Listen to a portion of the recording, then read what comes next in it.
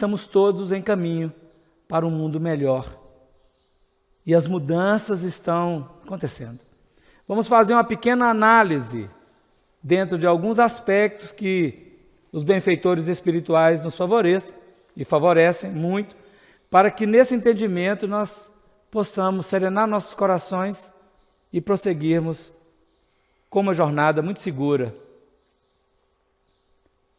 No Evangelho de Mateus, no capítulo 24, nos versículos 34 e 35, Jesus definiu desta maneira: em verdade vos digo que não passará esta geração sem que todas estas coisas aconteçam.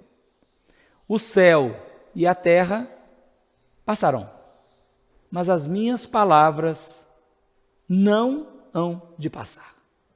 A grande novidade da vida é sempre Jesus Cristo. E o seu Evangelho bendito a definir para nós roteiro seguro de retorno à casa de nosso Pai. Tudo passa, mas Jesus não. Todas as filosofias e doutrinas estarão com seus dias contados nas expressões de periferia e superficialidade, porque deverão render a Ele plenamente, profundamente, toda a verdade, toda a sabedoria, todo o amor. E nós que estamos agora, dentro da parábola, na última hora do planeta Terra, somos chamados a este mistério, a este novo projeto. Nós vamos ler aqui uma entrevista, uma das questões que Emmanuel, em 1954, concedeu, na ocasião, ao repórter da Legião da Boa Vontade, coordenada pelo Alziro Zarur. E foi lá em Pedro Leopoldo e fizeram uma pergunta ao Chico Xavier, várias perguntas, e nós vamos ler, a partir dela nós vamos definir algumas ideias. Antes da questão, só para a gente poder pensar de alguns aspectos, vamos pensar as idades da Terra. Segundo os dados da ciência, o planeta Terra tem 4,5 bilhões de anos. O sistema solar tem 5,6 bilhões de anos. A Via Láctea tem 6,6 bilhões de anos. Ou seja, é quase que simultâneo.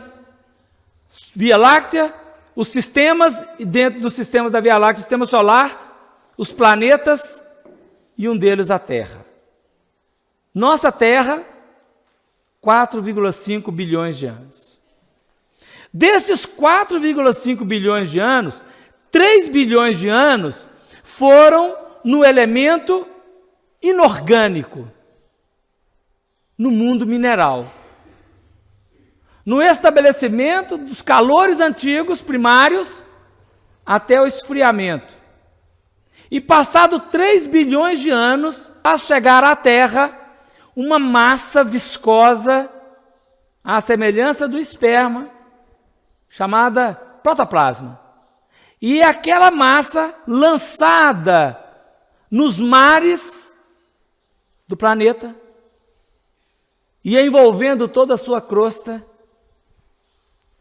fecundando o elemento inorgânico, faz surgir o elemento orgânico. E começam vírus e bactérias para darem surgimento ao reino vegetal e depois o reino animal. Entre o primeiro vírus e bactérias que vão dar surgimento ao reino vegetal até o último animal, nós temos um tempo de 1 bilhão e 500 milhões de anos, perfazendo então os 4,5 bilhões de anos, porque o homem, enquanto o homem, pensamento contínuo, depois da coluna ereta e verticalizada, emergiu há cerca de 200 mil anos, chamado Homo sapiens. André Luiz corrobora essa notícia no livro Evolução em Dois Mundos, é ele em quem ia dar, no capítulo 3º e no capítulo 6º. Passados, depois dos 200 mil anos que surge o Homo sapiens, passados 160 mil anos, há 40 mil anos atrás, surge o Sapiens sapiens, que coincide com a enxertia vinda de Capela, começando a encarnar na crosta planetária. Emerge o homem que vai inaugurar no pensamento a inteligência para a culminância da razão. Essa notícia dos 40 mil anos está no livro Libertação, no seu primeiro capítulo, livro de André Luiz. Depois de alguns anos, 38 mil anos, 28 mil anos passados, nós teremos o surgimento da civilização moderna, há 12 mil anos atrás, aproximadamente. Na verdade, são 14 mil anos, por aí assim.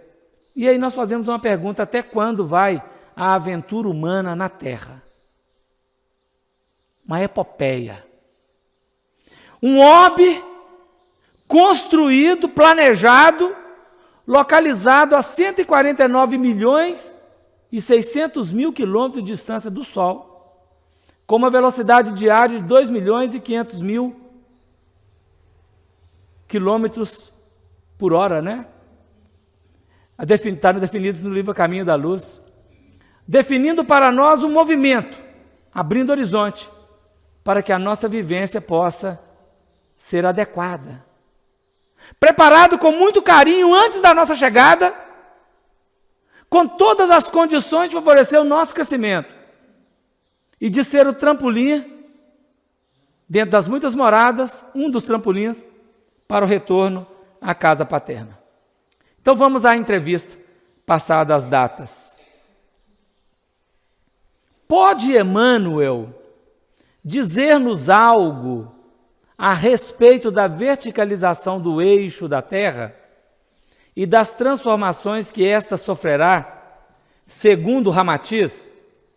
O Espírito Ramatiz escreveu algumas mensagens, depois organizadas num livro chamado Mensagens do Astral, e lá dizia de várias questões sobre o eixo da Terra, das mudanças planetárias. Isso gerou uma celeuma na década de 50 no movimento espírita, e foram perguntar ao Chico Xavier sobre isso. Sobre essa notícia do eixo da Terra, no livro A Gênese de Allan Kardec, no 9º capítulo, quando trata da precessão dos equinócios, Allan Kardec vai dizer disso lá. No período de tempo, segundo o dado da ciência, de 25.869 anos, a Terra muda gradativamente o seu eixo, que inclina 23 graus e 30 minutos, e volta depois ao eixo, né, sem nenhuma distorção no grau. É um processo natural da Terra, do sistema solar em direção à constelação das Pleiades e em direção ainda à constelação do Hércules. São movimentos dos astros. Mas Emmanuel vai dar uma notícia para nós aqui. E ele vai mudar o dado de 25 mil anos para 28 mil. Nós vamos ler na resposta dele. Já vamos antecipar, porque aí já fica explicado por que é que diverge. Da mesma maneira que nós aqui no planeta Terra, a cada 4 anos, precisamos de um dia para adequar os movimentos que não são estritamente no primeiro segundo e terminam no último segundo, a cada ano alguns minutos ficam faltando, então a cada 4 anos nós temos o ano bissexto. Pensando nos movimentos de revolução, que são milhões e milhões de anos, nós vamos precisar de fazer uma adequação, e Emmanuel fez essa adequação, e nós vamos ler nessa questão. Vamos lá, sem mais delongas. Resposta do Chico Xavier com Emmanuel. Afirma nosso orientador espiritual que não podemos esquecer que a Terra, em sua constituição física, propriamente considerada, possui os seus grandes períodos de atividade e de repouso. Inspiração e expiração. Cada período de atividade e cada período de repouso da matéria planetária, que hoje representa o alicerce de nossa morada temporária, pode ser calculado cada um em 260 mil anos. 520 no todo. Atravessando o período de repouso da matéria terrestre, a vida se reorganiza, enxameando de novo nos vários departamentos do planeta, representando assim novos caminhos para a evolução das almas. Assim sendo, os grandes instrutores da humanidade, nos planos superiores, consideram que desses 260 mil anos de atividade, 60 a 64 mil anos são empregados na reorganização dos pródromos da vida organizada. Logo em seguida, surge o desenvolvimento das grandes raças que, como grandes quadros, enfeixam assuntos e serviços que dizem respeito à evolução do espírito domiciliado na Terra. Assim, depois desses 60 a 64 mil anos de reorganização de nossa casa planetária, temos sempre grandes transformações de 28 em 28 mil anos. Depois do período dos 64 mil anos, tivemos duas raças na Terra cujos traços se perderam por causa de seu primitivismo. Logo em seguida, podemos considerar a grande raça lemuriana como portadora de uma inteligência algo mais avançada, detentora de valores mais altos nos domínios do espírito. Após a raça lemuriana, em seguida aos 28 mil anos de trabalho lemuriano, propriamente considerado, chegamos ao grande período da raça Atlântida.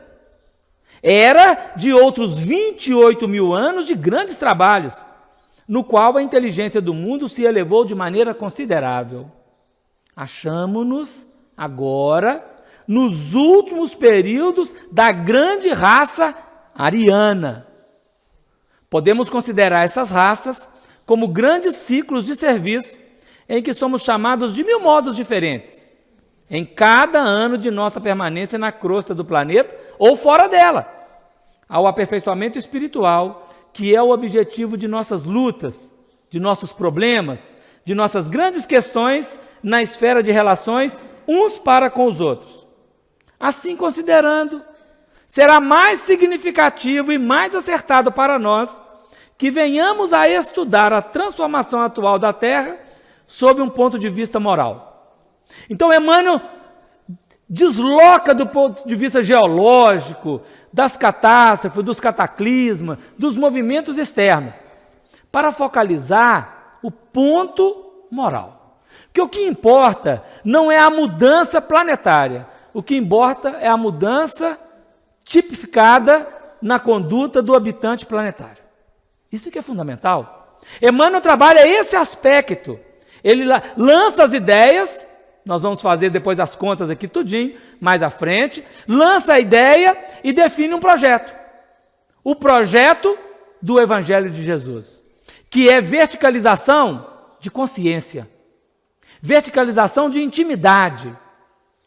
Começa com a verticalização da coluna vertebral e atinge a culminância da verticalização do ser diante da vida.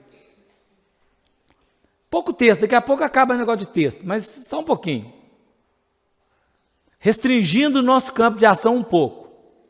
Pergunta: o que a doutrina espírita pode dizer a respeito do fim dos tempos? Isto é, como ocorrerá a transformação do planeta em planeta de provas e expiações para o de regeneração? O Chico Xavier responde assim, está no livro Plantão de Respostas, Pinga Fogo 2, item Condições do Planeta.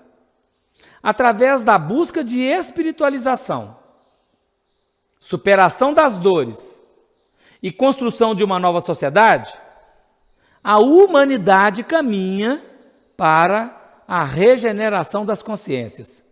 Então são 3 itens importantes que nós deveremos viver: a busca de espiritualização, a superação das dores, a construção de uma nova sociedade. Com isso, nós caminhamos para a regeneração das nossas consciências. Emmanuel afirma que a Terra será um mundo regenerado por volta de 2057.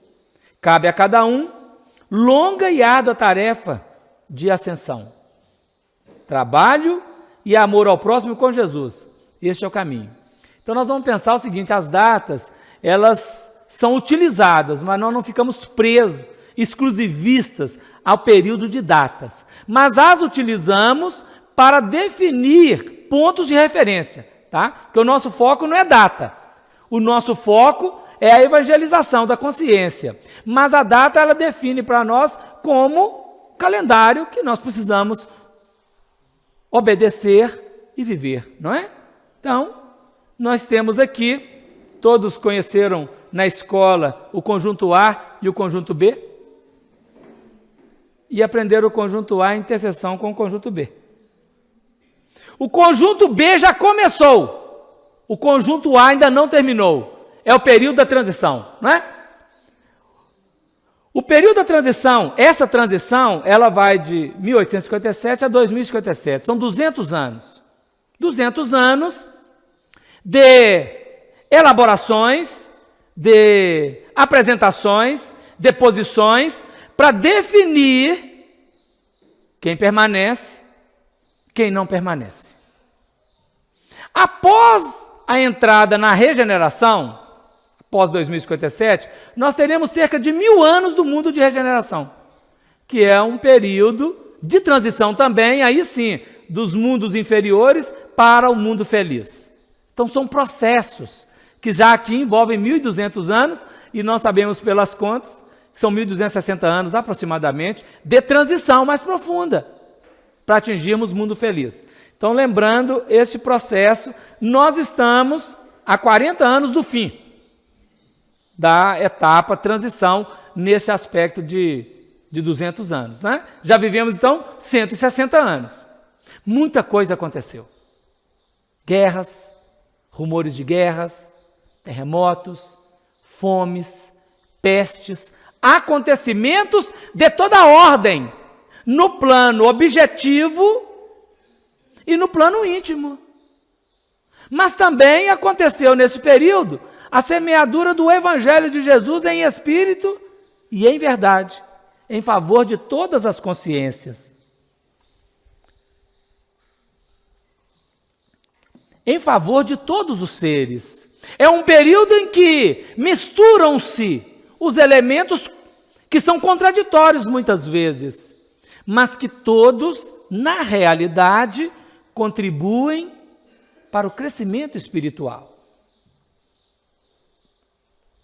Nossa casa, de portas abertas à glória do ensino, a terra, nas linhas da atividade carnal, é, realmente, uma universidade sublime, funcionando em vários cursos e disciplinas, com 2 bilhões aproximadamente matriculados nas várias raças e nações.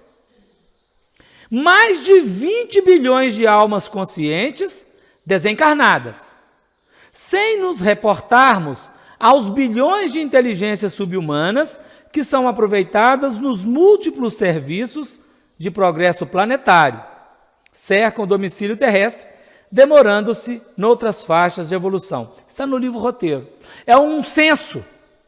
O IBGE do mundo espiritual, população da Terra, 22 bilhões, mais alguns bilhões dos selvagens, mais primários, que, segundo o texto que está lá nesse livro Roteiro, o capítulo aqui é só um fragmento, cerca de 2 bilhões. Então, nós temos cerca de 24 bilhões de espíritos pertencendo ao planeta. Esse dado é de 1952. O livro é de 52, psicografado em 51.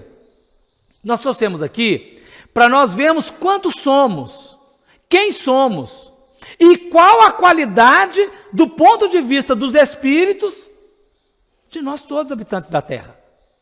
Isso é um dado natural, necessário. Qualquer pesquisador em qualquer campo, ele precisa observar o que é que ele vai trabalhar, com o que é que acontece, o que está acontecendo, o que é o elemento que ele trabalha. Então, os espíritos superiores conhecem a Terra, o aspecto, o panorama espiritual da Terra. E nós, que agora somos convidados ao trabalho, também precisamos conhecer. Então, já sabemos a quantidade. Como que ela se distribui dos habitantes da Terra? No livro Voltei, no Evolução em Dois Mundos, também está isso aqui. Eu trouxe só do Voltei. No livro Voltei, diz assim, da totalidade, 2/3, cerca de 16 bilhões, 2/3, 16 bilhões de espíritos, caminham em 2 grandes grupos. O primeiro grupo, da irracionalidade para a inteligência, cerca de 2 bilhões. Ou da inteligência para a razão, cerca de 14 bilhões. Dos 16 bilhões, cerca de 2 bilhões estão na irracionalidade para a inteligência, bem primários. E 14 bilhões da inteligência para a razão. 1/3 em trânsito da razão para a humanidade. São aqueles que já atingiram a faixa de razão e já começam a trabalhar em prol da humanidade. Já saem do egoísmo estrito e já laboram em favor do altruísmo. Cerca de 8 bilhões de espíritos. Os pertencem à Terra. Em esferas mais elevadas do planeta, são espíritos que não estão encarnando todo dia, não encarnam toda hora, tipo um Asclépios, um Francisco de Assis, ou seres já mais avançados. Em esferas mais elevadas, outros bilhões de almas caminham da humanidade para a angelitude.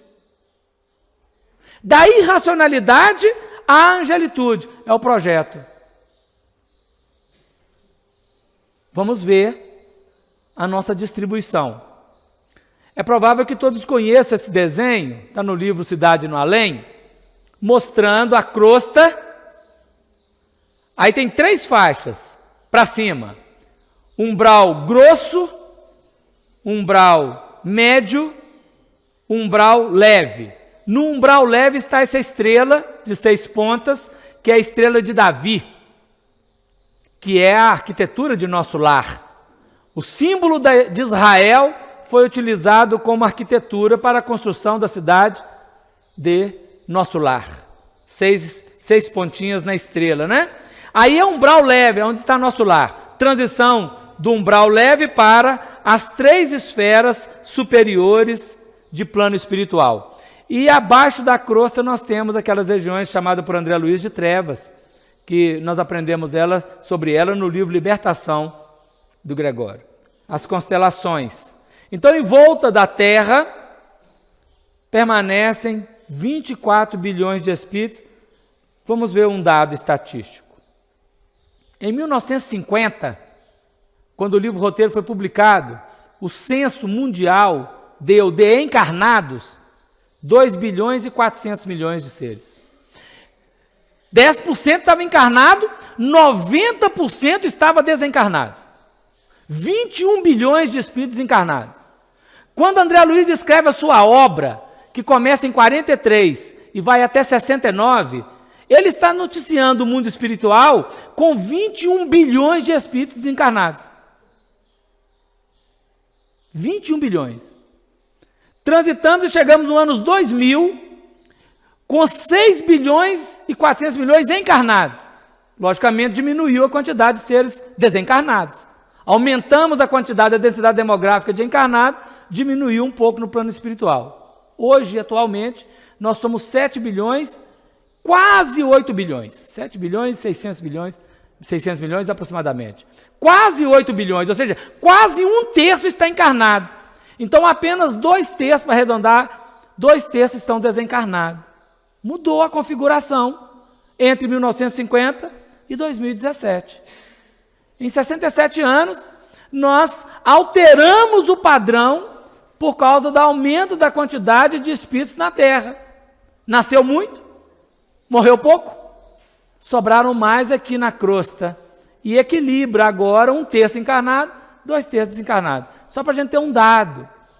Se cada um da Terra fosse obsidiado, só tinha 2 espíritos para cada um. Mas como tem gente que não é obsidiado, aí distribui, né? Você entendeu?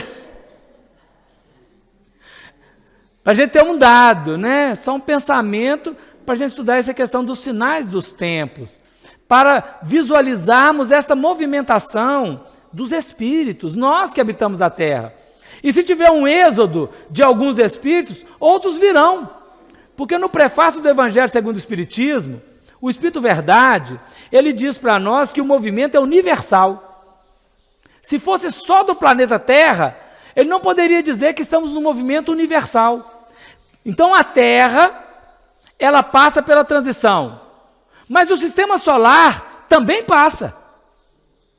O sistema solar, nos seus movimentos, ele está em relação com outros sistemas que também estão passando por mudanças. Então é uma engrenagem que no seu todo, ela configura várias expressões. Se der tempo aqui, mais à frente nós voltamos nesse detalhe das mudanças conjugadas, né? Mas vamos avançar no nosso processo.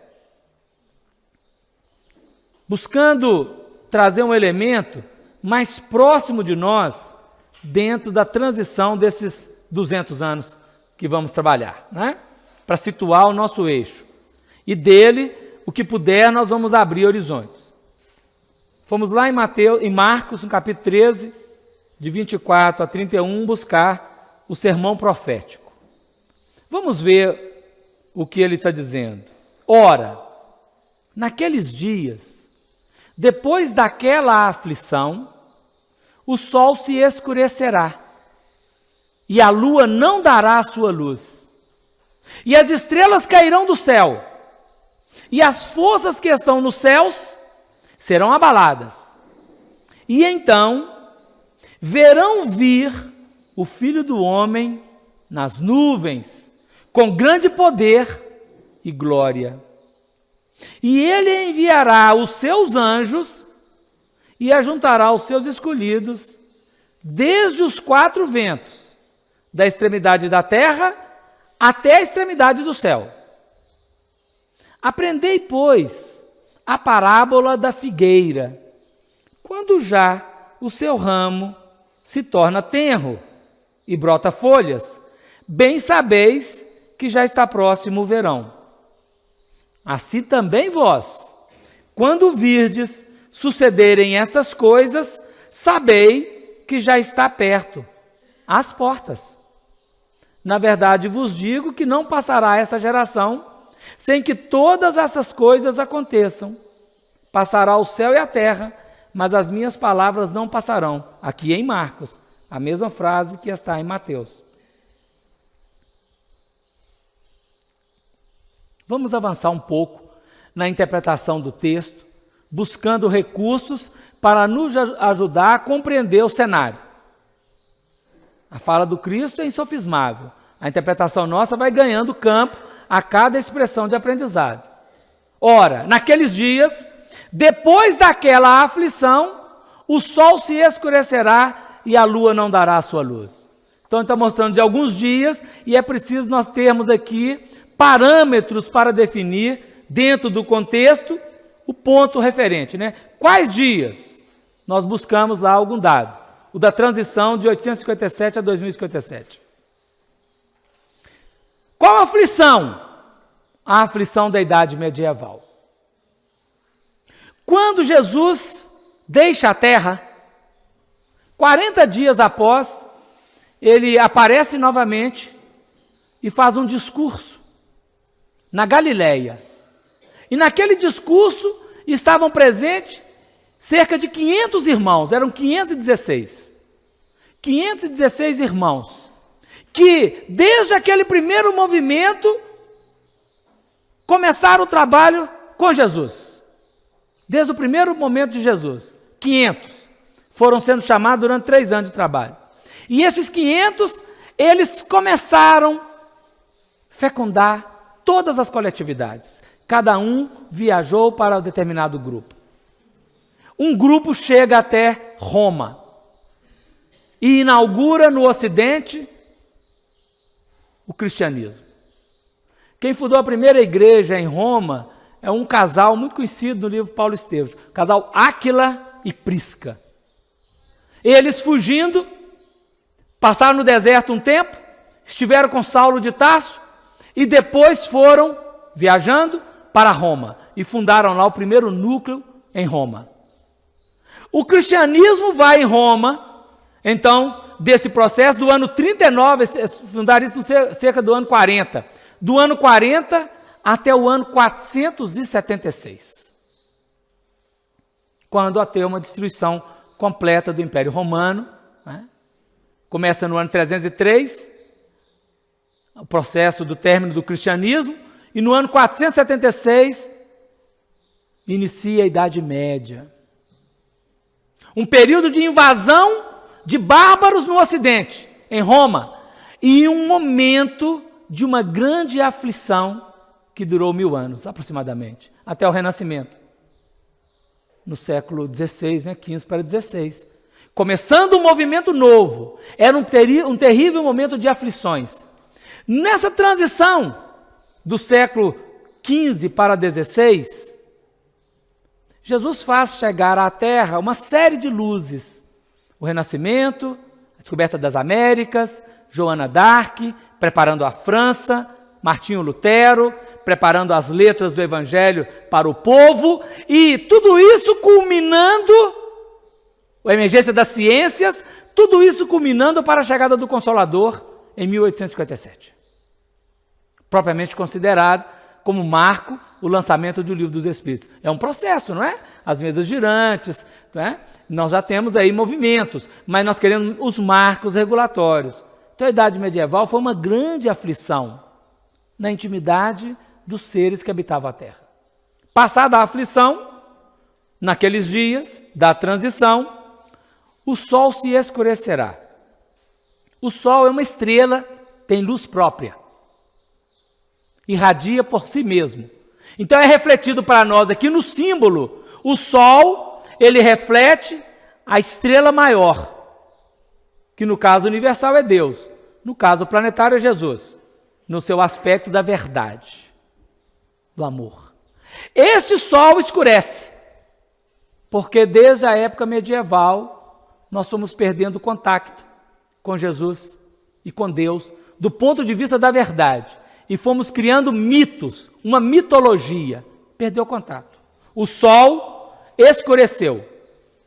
A criatura humana não mais consegue estabelecer uma conexão com Deus de forma saudável. É sempre num jogo, numa troca, numa barganha. Como se Deus fosse um empregado. Como se Deus fosse um ausente. E ainda hoje, muitas vezes, permanece no coração da criatura como se Deus fosse o grande ausente da vida. Onde está Deus que não está vendo o meu sofrimento? E na realidade o ausente não é Deus. O ausente é a própria criatura. Deus é a grande presença do universo. Deus é a grande presença, mas está escurecido. E a lua? A lua não tem luz própria. A luz da lua é uma lua refletida. Então, nós temos a irradiação de quem tem luz própria e o reflexo de quem, não tendo luz, reflete a luz. Então, a lua não dará sua luz. As instituições e as religiões que emergiram, elas vão perder o foco, não conseguirão dar o testemunho que deveria dar, do ponto de vista geral. O texto está dizendo para nós um contexto, e nós estamos buscando dados para ver se confirma do nosso ponto de vista de avaliação. O Sol aqui não é o Sol. A gente fica esperando um eclipse igual esse que está na imagem para confirmar que vai ter a mudança. O eclipse não está no Sol e na Lua, e nem na Terra. O eclipse está na consciência. Está eclipsada as instituições que deveriam refletir Deus, que deveriam revelar Deus, e não conseguiram fazer isso. Deu ideia? No primeiro movimento, nós todos os que participamos da Terra estamos inseridos no contexto, encarnados e desencarnados, aquela quantidade de espíritos. Aí continua Jesus. Depois daquele processo, o que acontece? E as estrelas cairão do céu. E as forças que estão no céu serão abaladas. Então vamos lá primeiro. Estrelas têm luz próprias. São os espíritos iluminados. Prefácio do Evangelho segundo o Espiritismo, o Espírito Verdade vai dizer para nós. E as estrelas, qual imenso exército, ao convite do comando central, movimenta suas forças e vêm para a terra. O prefácio está dizendo lá, estrelas. O Senhor dos Exércitos e o Senhor das Estrelas. É a mesma coisa, né? A tradução é a mesma. Exército e estrela é a mesma palavra no hebraico. Pode usar exército se eu sou guerreiro. E pode usar estrela se eu sou um astronauta. Ou gosto de astronomia. As estrelas são os espíritos iluminados que vieram à Terra lançar luzes. Nós falamos de Joana d'Arc, falamos de Martinho Lutero, pensamos em Leonardo da Vinci, aqueles que trouxeram o Renascimento, mas aqui nós temos uma estrela central desse processo, que é Allan Kardec. E que com uma coletividade de outras estrelas, encarnadas e outras desencarnadas, vem do céu à terra trazer uma mensagem nova, uma mensagem de amor. Mas também as forças que estão no céu serão abaladas. Vamos primeiro cairão do céu, né? Cairão do céu são os missionários de luz que encarnam.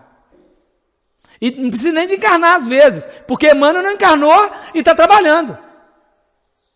E iluminou. E usou um nome, Deus conosco. Uma síntese. Apropriando do nome do Manuel da Nóbrega, fazendo a conjunção de Manuel da Nóbrega, Henrique Maria Manuel, para fazer Emmanuel, mas para definir um símbolo. Deus conosco é uma estrela que sai do céu para a terra, apresentando roteiro, indicativas e caminhos. Mas também, agora sim, as forças serão abaladas. Quais forças que estão nos céus antes serão abaladas? São os espíritos em várias ordens, várias faixas do plano espiritual. Então nós já vimos aqui, nós temos a crosta e a subcrosta. Crosta, umbral 1, umbral 2, umbral 3. São espíritos que se acham fortes. Allan Kardec, quando comenta bem-aventurados os pobres de espírito, no Evangelho segundo o Espiritismo, ele vai dizer que tem muito espírito que se acha forte, que são orgulho e vaidade. E que pobre de espírito é o humilde. Então essas forças são aqueles que acham que nele próprio estão as forças, serão abalados.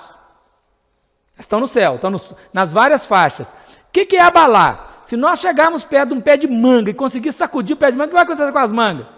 Vão cair. Aí cai mesmo, porque essa caída da estrela não é queda, é descida vibratória para ajudar. Agora aqui cai, né? Serão abaladas, vão cair. São os espíritos que encarnam.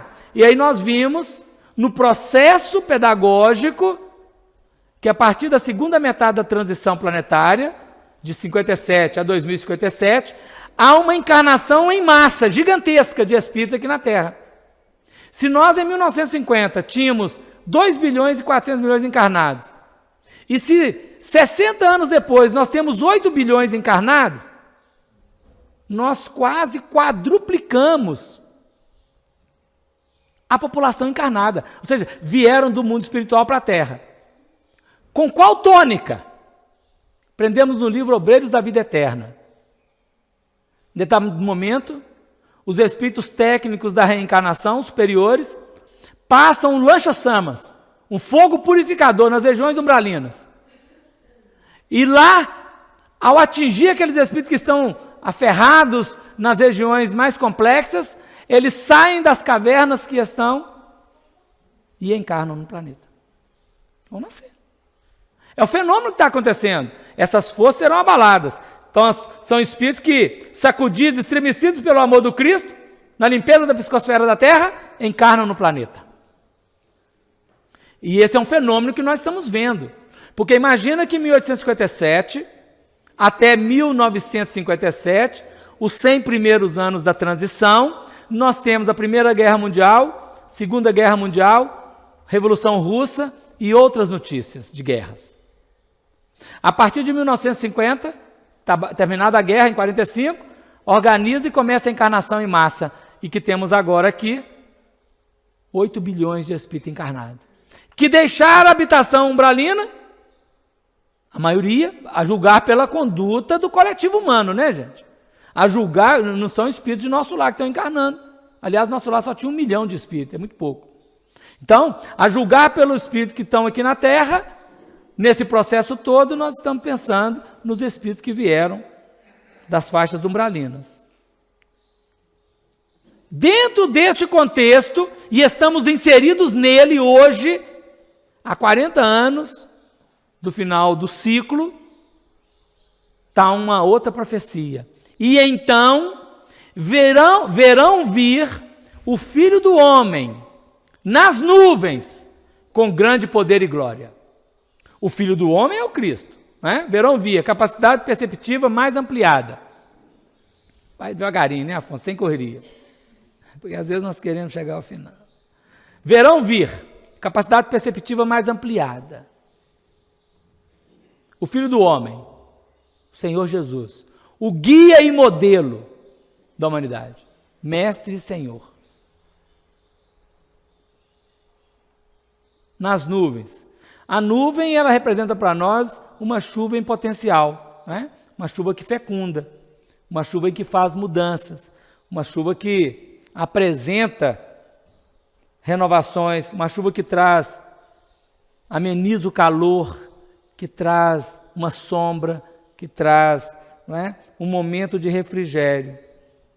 Mas ele vem com grande poder e glória. É a segunda vinda de Jesus ao planeta, não encarnado, mas vem agora ser revelado por quem está encarnado. E nós aprendemos um Jesus diferente, um Jesus que desceu da cruz, que está ressurrecto e que manifesta na vida, que está presente. Um Jesus que coordena coletivamente, porque a nossa capacidade perceptiva, não com os olhos, mas com o coração limpo, nos faz perceber um Jesus e um Deus diferente. A segunda vinda do Cristo não é encarnado. A segunda vinda do Cristo é a conscientização de que Ele é o governador do planeta, que Ele é o nosso regente. E isso está acontecendo agora. A partir da transição, quando Kardec publica o Evangelho segundo o Espiritismo, o Livro dos Espíritos, depois do Evangelho, nós vamos ver um Jesus diferenciado. Todos nós que adentramos sem nenhuma pretensão de superioridade a outro, mas as revelações que têm chegado até nós têm apresentado uma equação do mundo espiritual muito diferente do que tínhamos anteriormente. Então o texto está dizendo, dentro do processo do contexto nosso, e ele está nas nuvens, fecundando, é potencial, está aquietando, acalmando, está protegendo, fazendo uma sombra, refrigerando, dando-nos a condição de compreendê-lo e, em compreendendo-o, viver a sua mensagem. Porque Jesus, ainda hoje, fora das revelações, é uma incógnita. Fora da revelação, nós não temos sentido correto de entendimento. Mas agora abriu o horizonte para nós. Segundo o texto da profecia, nós estamos vendo isso acontecer nos dias atuais. E ele enviará os seus anjos e ajuntará os seus escolhidos, desde os 4 ventos, da extremidade da terra até a extremidade do céu, ou seja, da crosta até as esferas espirituais. Todos. Ele, o Senhor, em seu plano divino, na pedagogia do Cristo, na programação de trabalho que Jesus apresenta. Quem são os anjos? Os seus missionários de luz. André Luiz descreve o trabalho gigantesco desses mensageiros, desses missionários, que diariamente visitam a crosta no plano objetivo de atendimento. Mas também nós temos as revelações dos grandes espíritos que estão fecundando consciências e corações em todas as localidades. E esses espíritos têm uma função, né? De ajuntar os escolhidos. Escolhido aqui não é privilegiado, porque é a criatura que se escolhe. Não depende do Cristo, depende da criatura. Porque a lei divina, ela está estribada de tal maneira que somente após a ação ou a não ação do ser é que a lei movimenta. A lei é a lei. Se acionarmos, imediatamente a lei entra em reação. Se não acionarmos, imediatamente a lei entra em reação.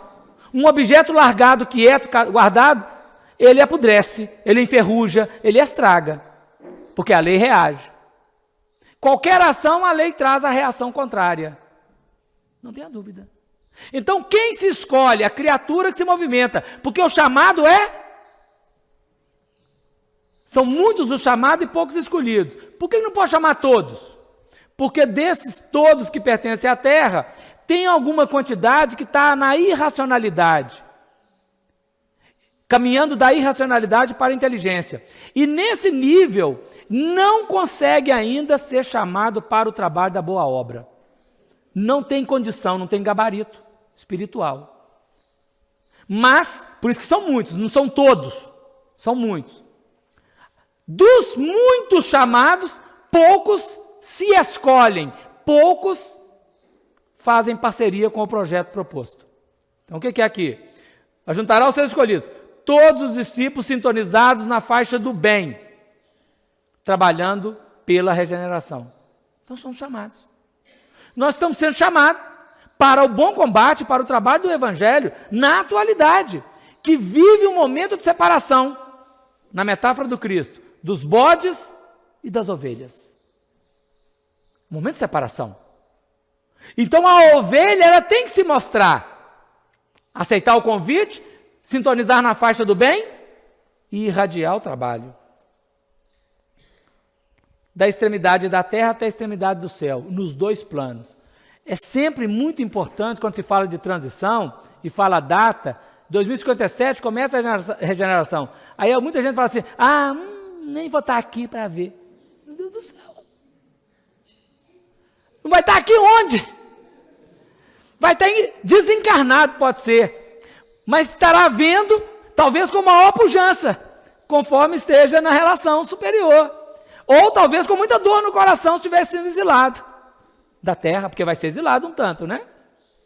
Nós vamos tentar dar uns dados aqui, dentro do contexto aqui, nós vamos tentar fazer. Nós estamos fazendo contas, né? Então, qualquer um de nós, seja encarnado ou desencarnado, estamos partícipes do processo. Quantos desencarnados estão aqui agora? E alguém pode dizer assim, daqui a 2 meses eu estou encarnando. Daqui a 3 anos eu vou encarnar. Daqui a 1 mês vai ser fecundado. Pode ter vários dizendo assim. E quem garante de nós aqui que daqui a 50 anos um de nós não tenha desencarnado? Não é? Para não falar que ninguém vai desencarnar semana que vem, né? Daqui a 50 anos, um de nós já desencarnou, não é possível, né? Não é possível. Dentro da estatística sempre vai, né? É a lei da vida. Depois dessas considerações, Jesus conta uma parábola para nos fazer entender o mecanismo. Com a parábola fica mais fácil o entendimento do mecanismo. Então o que ele diz para nós? Aprendei, pois, a parábola da figueira. A figueira tem uma parábola? Tem. 2 pontinhos. Quando já o seu ramo se torna tenro e brota folhas, bem sabeis que já está próximo o verão. Olha que belo. Tem um contexto. Vamos lá. O que é a figueira? A figueira aparece pela primeira vez como citação na Bíblia, no momento em que Adão, reconhecendo o erro de ter comido do fruto proibido, juntamente com Eva, ele esconde atrás da moita e, com vergonha da nudez, ele faz um avental com folha de figueira, para ele e para Eva. A serpente não precisava. Então a figueira, ela surge nesse momento, tampando as vergonhas. Mas claramente não é uma nudez física. Claramente não é esse problema. Porque o Adão só foi ter pele, só foi vestido de corpo depois que ele foi expulso do paraíso. Capítulo 3, versículo 21. Deus fez túnicas de pele para Adão e para Eva. Então não era o corpo, ele não está protegendo o corpo. E aí nós vamos buscar o símbolo da árvore. Cada árvore define instituições ou pessoas, nos seus aspectos. E a figueira é a primeira que surge, tampando vergonha, é como se fosse, como nós, se eu não sei ler e escrever e alguém me pede para ler alguma coisa, eu fico envergonhado. Fico envergonhado. Se eu sei ler, mas não sei pontuar direitinho, começo a ler e gaguejo, eu fico envergonhado quando estamos em público. É natural. Então a figueira representa o saber, nos seus primeiros aspectos, um saber que lança ideias inaugurais. Seria o beabá. Aprender a ler e aprender a escrever. Aprender a pensar, aprender a refletir. A figueira, então, é inaugural. A videira, não. A videira é o emblema do trabalho do Criador. Está no Prolegômenos do Livro dos Espíritos. A videira representa um trabalho. Que o trabalho do Criador é na sabedoria. Onde a essência material, ou o elemento material e o elemento espiritual, conjugados, produzem a essencialidade espiritual. É diferente. Então a videira abre horizonte. Jesus disse, eu sou a videira verdadeira. Só que a videira aparece no Velho Testamento quando Noé, descendo da arca, planta uma vinha e toma do fruto da vinha e embriaga. Então está dizendo o seguinte, o excesso de sabedoria, o excesso de saber, sem a devida precaução gera embriaguez. Nós estamos inebriados, embriagados de ideias. Isso é o negativo. Mas no positivo, eu sou a videira verdadeira. Então é a sabedoria, é o saber elaborado, é a inteligência tornada razão. Mas surge também a oliveira. A oliveira aparece citada na Bíblia no momento em que Noé solta uma pomba, depois da arca parada no alto do Monte Ararat. E a pomba vai e retorna com um ramo de oliveira no bico. A oliveira produz a oliva. A oliva, da oliva tira o azeite, do azeite ele pode ser usado na culinária, para nutrição, pode ser usado na saúde como cicatrizante e retirando determinados elementos da pele, pode ser utilizado na lamparina como forma de iluminação. A oliveira representa o nível maior da iluminação espiritual. Então, desde a figueira, que são os primeiros aspectos do saber, a sabedoria, que é aquela elaboração da razão com maior contingência de pensamentos e reflexões, até a iluminação plena, que é o amor na sua manifestação, elas estão designadas simbolicamente nessas árvores. Por isso Jesus foi preso no Jardim das Oliveiras, porque a oliveira, a oliva, ela é macerada, triturada, para desse elemento de ser triturado, nesse momento, ela ser transformada em azeite, produzir o óleo.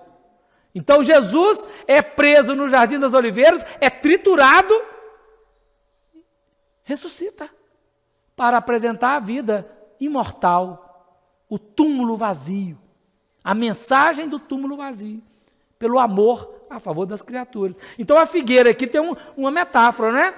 Ela representa o saber em seus primeiros aspectos. Mas quando o seu ramo se torna tenro, um broto, e brota folhas, bem sabeis que já está próximo o verão. Vamos lá. Ramo, tenro, broto, sugerindo renovação. Todo broto de árvore, quando começa a nascer, é frágil. Até mesmo o eucalipto, quando ele começa a nascer, ele é frágil. Um pé de jequitibá, não é? Um pé de jatobá, é frágil. No ramo inicial, ele é frágil. Mas depois que ele cresce, não.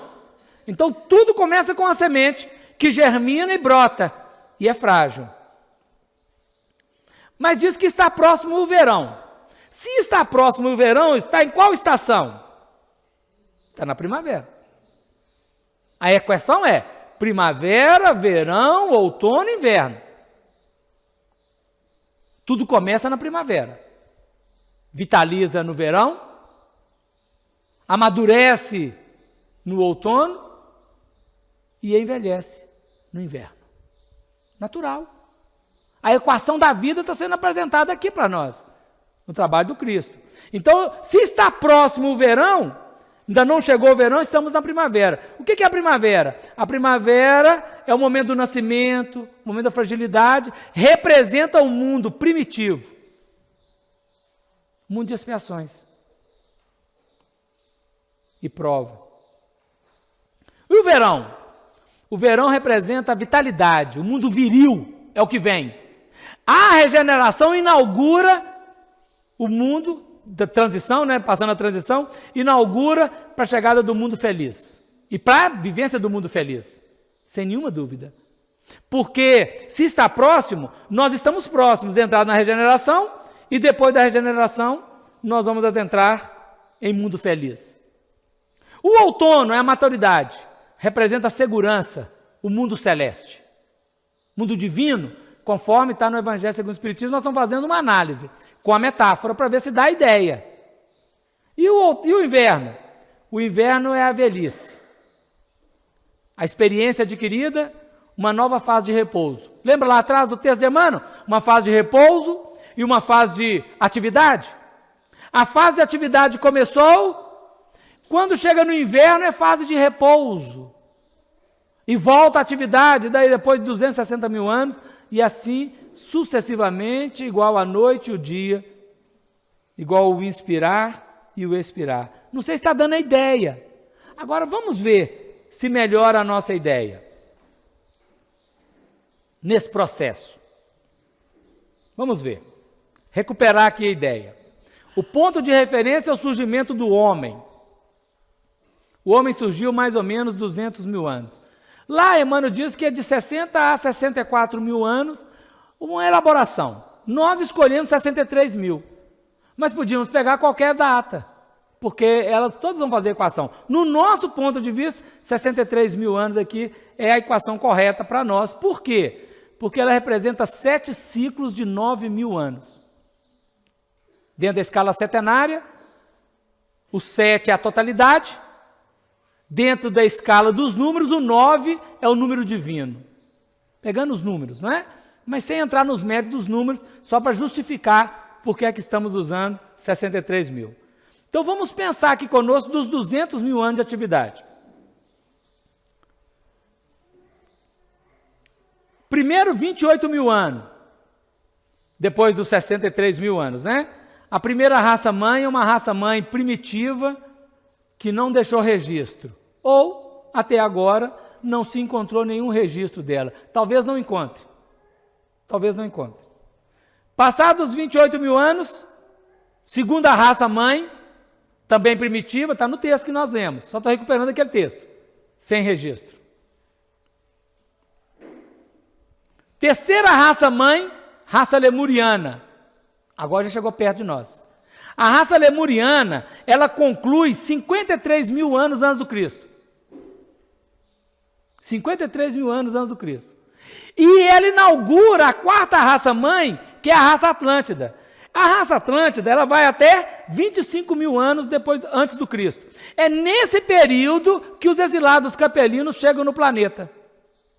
Eles adentram o planeta na era Atlântida.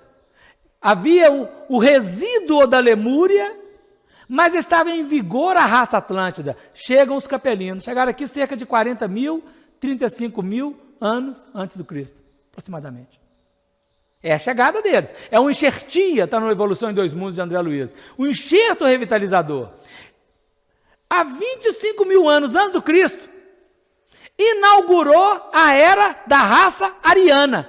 A raça ariana são os capelinos.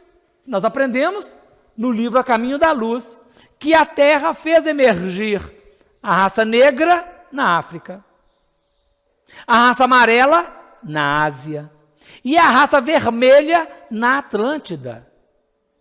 Da Atlântida, no afundamento dela, a transição para o Ocidente, para a América, para os peles vermelhas, para os índios americanos, tanto do norte quanto do sul, mas principalmente os do norte.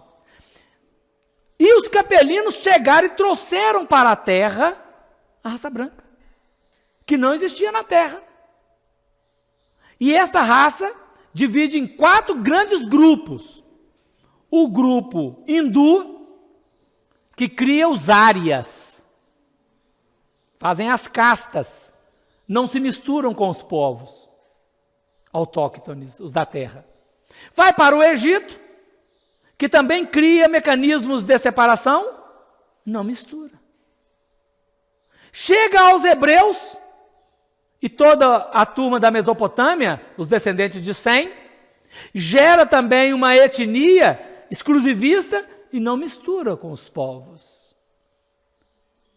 E define também um grupo que saiu da Índia, migrou para o Ocidente e fundou a Europa, chamado Escola dos Charvakas, escola materialista, que eram arianos também, tudo é grupo ariano que vem de Capela, e fundou a sociedade, a civilização europeia, da qual nós recentemente migramos para lá e de lá para a América, para as Américas, né? Somos também arianos, todos nós, já passamos por todas as raças, todos. Mesmo quem chegou de Capela já vivenciou todas as outras, porque mesmo que o grupo encarnado não misturasse, quando ia encarnar, um encarnava no outro, né? A gente sabe disso. Na hora de encarnar não tem raça, né? Encarna onde precisar e onde necessitar. Então, eu não me misturo com gentalha, diz o Kiko. Aí o Kiko vai nascer filho do professor Madruga. Não, Madruga não era professor, né? Não tem jeito, gente, não tem jeito. É assim que a vida flui e a miscigenação acontece. Então, há 25 mil anos antes do Cristo, começou uma era de 28 mil anos, que é a era ariana, a 5ª raça mãe. Então, ela vai até quanto? Até 3 mil depois do Cristo. Até 3 mil depois do Cristo. E ela vai inaugurar mais 2 outras raças, que é a 6ª e a 7ª raça, são 7. Mas vamos pensar ela aqui, olha. O que acontece com ela? Nós temos na era da raça ariana, que começa como mundo primitivo, vai até Moisés, até o Velho Testamento, como mundo primitivo, com a chegada de Jesus, transforma em mundo de expiação e prova. E a partir de agora, transforma em mundo de regeneração, que também é uma transição de 1000 anos. Os 28 mil anos de trabalho da raça ariana. Na mensagem que nós lemos do Chico aqui, está dizendo que estamos no final da era da raça ariana. Estamos nos fins dela. Faltam 1000 anos para ela acabar. Terminado o período ariano, nós entraremos na 6ª raça mãe, que vai até 31 mil depois do Cristo, que é a 7ª raça mãe, o mundo celeste. Faltou aqui, né? Eu esqueci de falar aqui, ó. A 6ª raça mãe, que é o mundo feliz ou ditoso, e aí que entra a 7ª raça mãe, que entrou junto o slide, né? Aí entra a 7ª raça mãe, que vai até 59 mil e conclui, né? O milênio. Então, 260 mil anos de expansão, dentro de uma ideia, sem querer fechar sistema, mas pensando na mensagem que Emmanuel falou. E aí sim, nós entramos num período de repouso, né, que é aquele inverno, para novos ciclos. Mas até lá, gente, mais 60 mil anos pela frente, nós já melhoramos muito, né? Nós já chegamos ao mundo celeste, não é possível, não é? Então nós temos 60 mil anos de prazo. Vamos continuar no texto. Só para ver a ideia da primavera, né? Primavera, verão, outono e inverno, que Jesus apresenta ali para nós. E aí, lembrando o seguinte, só voltar uma coisinha aqui. São 2 transições. A primeira transição de 200 anos. 200 anos. 57 até 2057. No capítulo 11 do Apocalipse, tratando desse assunto, diz lá que uma 10ª parte da cidade será abalada. Uma 10ª parte será retirada. Se nós levarmos em consideração a quantidade de espírito do planeta Terra, e que ali esteja falando do exílio, nesse atual momento, terminando a fase de expiação e prova, nessa transição, nós vamos retirar da Terra 10% dos espíritos da Terra. Se são 24 bilhões, cerca de 2 bilhões e 400 milhões. Serão exilados para outros mundos. São espíritos primários, no sentido psicológico, no sentido das emoções, no sentido das relações. Aí, outros de outros planetas, vamos imaginar que um planeta está passando de regeneração para mundo feliz. Só que lá, alguns milhões de espíritos não conseguiram atingir a condição, primeiro nota 6, para ir para mundo feliz. O que acontece? Eles têm que vir para um outro mundo feliz. Porque vão voltar aqui para dar ideia. Se ficar dúvida, vocês fazem uma pergunta depois. Nesse primeiro momento, o exílio é para mundo primário. Vai fazer a semelhança dos capelinos que encarnaram aqui na Terra no homem neandertal. Aí nós entramos na regeneração. O mundo, quando entra na regeneração e não atinge mundo feliz, ele não cai mais em mundo primário. A regeneração é como se fosse prova do Enem. Não passou esse ano, ano que vem passa. Se não passar ano que vem, tem outro ano depois. Enem, Anem. Entenderam? Então não volta mais. Quem já atingiu a condição de fazer prova para o Enem não precisa voltar para o ensino médio. Não pode. Tem que dar sequência. Então a regeneração é uma condição. Entrou na regeneração, é dali para mundo feliz. Então pode ser que num planeta que está passando de mundo feliz de mundo regenerador para mundo feliz, aí alguns milhões de espíritos não foram, o que é feito deles? Começa a regeneração num outro planeta. Na Terra, no caso. Então, vai sair 2 bilhões de espíritos, pode ser que cheguem aqui uma mesma quantidade de espíritos para compor os 24 bilhões. Vamos imaginar que seja essa a tônica do planeta. Só que tem um problema. No final da regeneração, para chegar a mundo feliz, segundo os dados que estão no Apocalipse, apenas 2/3 da Terra é que entra em mundo feliz. 1/3 não entra. Então aí piorou, né?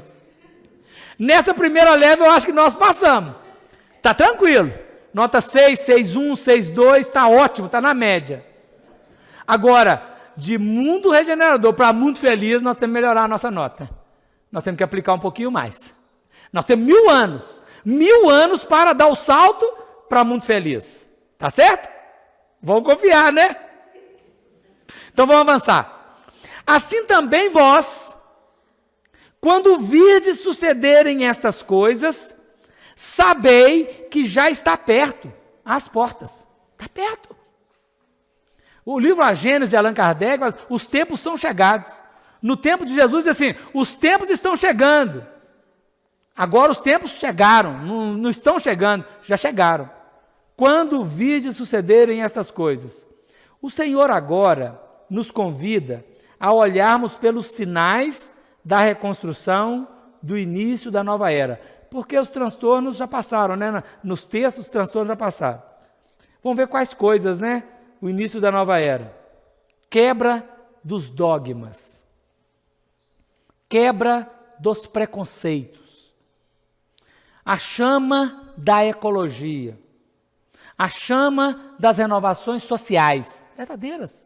São elementos que estão em mistura, porque nós estamos na transição com coisas do novo e as coisas do velho, então as duas coisas estão misturadas. Porém, já se faz anunciar, no cenário da vida, quebras de cristalizações ancestrais.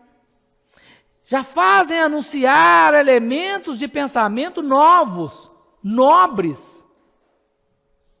E um anseio pela vivência fraternal verdadeira.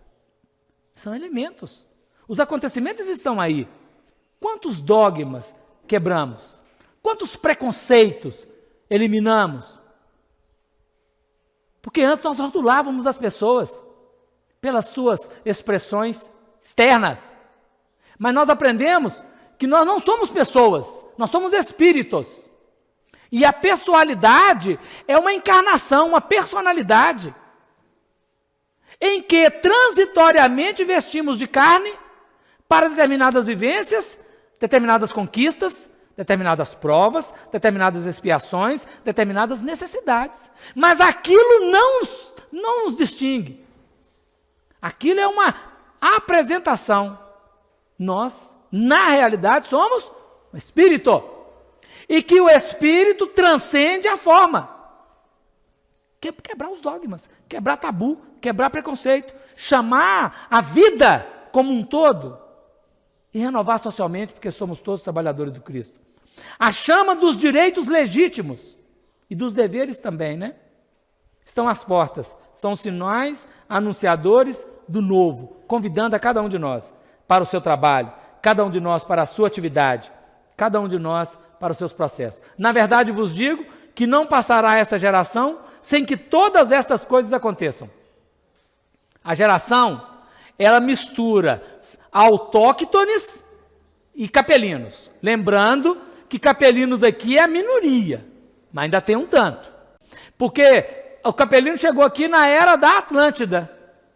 Teve uma submersão, alguns exílios, e teve um contingente. Mas muitos capelinos já voltaram para a capela. Um tanto resistente continua aqui. Mas os autóctones da terra, os autóctones cresceram e estão em fase de transição. É um trabalho da terra. Jesus é governador da terra. Os capelinos foram trazidos para cá como enxertia, como oferta, possibilidade. Então nós aqui não sabemos se nós somos capelinos ou não. Estamos na jogada. Somos dos muitos chamados.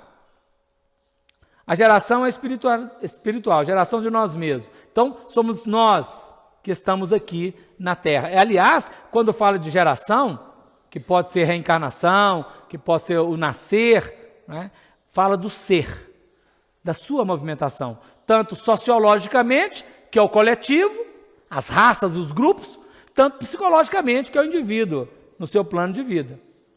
Os autóctones, terrícolas, nós já falamos, né? A raça vermelha, que são os ameríndios, da Atlântida para a América, a raça amarela, a raça negra, e os capelinos que trouxeram a raça branca aqui para a Terra. Todos nós estamos nesse processo, nesse trabalho de renovação. Passará o céu e a terra, mas as minhas palavras não passarão. E no Apocalipse, quando ele está fazendo essas conclusões, o Apocalipse diz assim: e vi um novo céu e uma nova terra, porque já o primeiro céu e a primeira terra passaram, e o mar já não existe. Vamos pensar alguns aspectos aqui. O novo céu é a nova configuração da carta geográfica, porque com a verticalização do eixo, estrelas mudam de lugar. Então, na verticalização, porque esse movimento do eixo são 28 mil anos. Numa metade, ele transita para a inclinação. Na outra metade, ele verticaliza no seu eixo. Natural. É um processo que no livro A Gênesis, só para repetir, está colocado lá como o movimento das precessões dos equinócios. Acontece naturalmente. Só que essa mudança de eixo, ela gera alteração de padrões.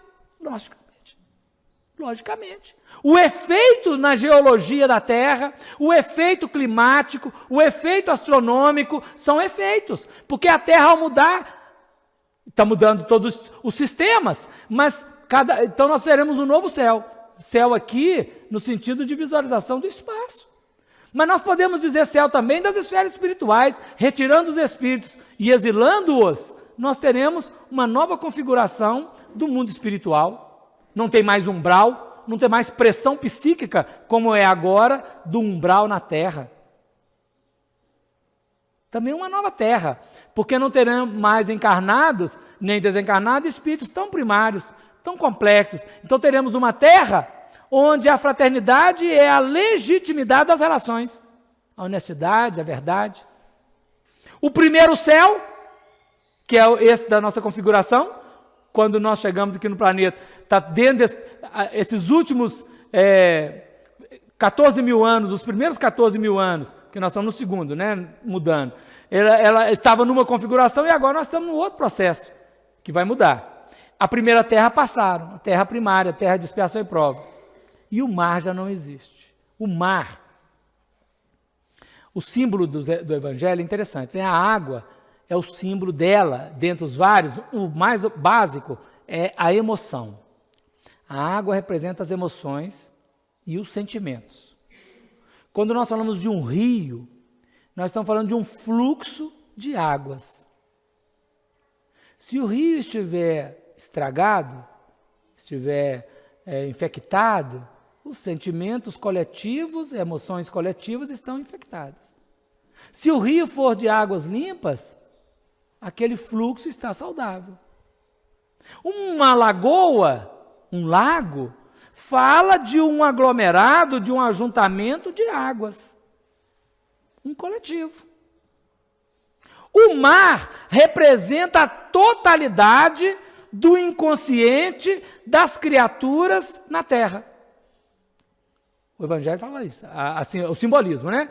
Quando fala de mar, está falando do inconsciente. A água doce no rio, no lago, é o consciente, campo operacional. O mar vai falar do inconsciente, que trabalha emoções, sentimentos, não no campo consciente, mas que tem uma consciência. E o que acontece? A maior parte das nossas ações são inconscientes. Nós não damos conta das ações que fazemos. Nós falamos que vamos fazer uma coisa e fazemos outra. O inconsciente nos prega uma peça gigantesca a todo instante. E assim que adentrarmos na regeneração e construirmos um mundo melhor, esse inconsciente não existe mais. Porque o objetivo da vida é tornar consciente o inconsciente. Não no ego. Não no ego. Num plano novo de consciência. Então veja, nós estamos num caminhar em que as nossas ações dentro de um tempo para frente não serão tão inconscientes como são hoje. Nós vivemos assoberbados pelos conflitos. Queremos falar o nome de alguém, alguém fala assim, não vá dizer o meu nome para a pessoa errada. Porque às vezes nós falamos o nome do A na hora do B, não é? No ato falho. Porque ele tem as palavras de vida eterna. Então vamos ver o futuro. Nosso futuro. No futuro. Olha o benfeitor. Ele usa a carta aos Hebreus. Carta magna. Carta escrita com lágrimas. Uma carta escrita pelo próprio punho do apóstolo. As outras ele ditava, outros que escreviam. Esta não. Ele sozinho, na prisão, em lágrimas, no ano 61 da era cristã, Paulo escreveu essa carta. No futuro. E não mais ensinará cada um ao seu próximo, nem cada um a seu irmão, dizendo: conhece o Senhor. Porque todos me conhecerão, desde o menor deles até ao maior. Paulo, Hebreus, versículo de 8 a 11.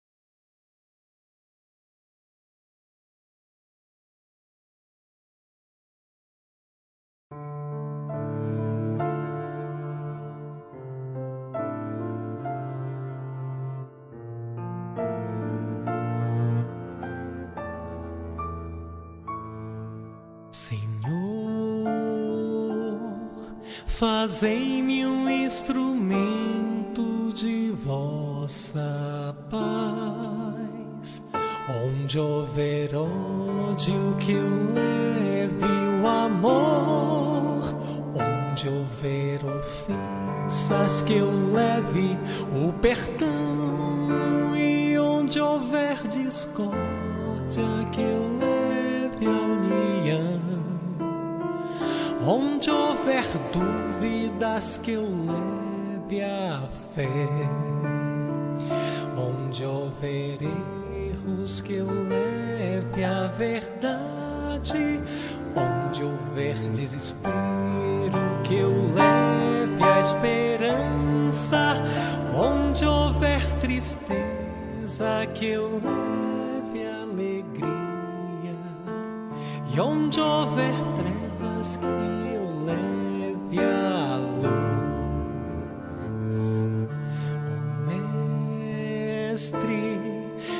Fazei que eu procure mais consolar que ser consolado, compreender que ser compreendido,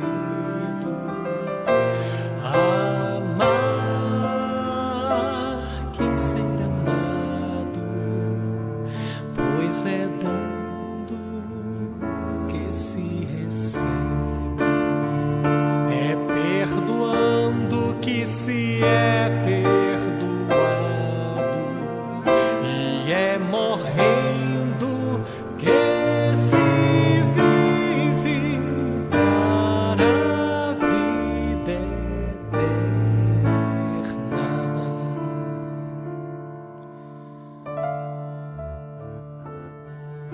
Ó Mestre,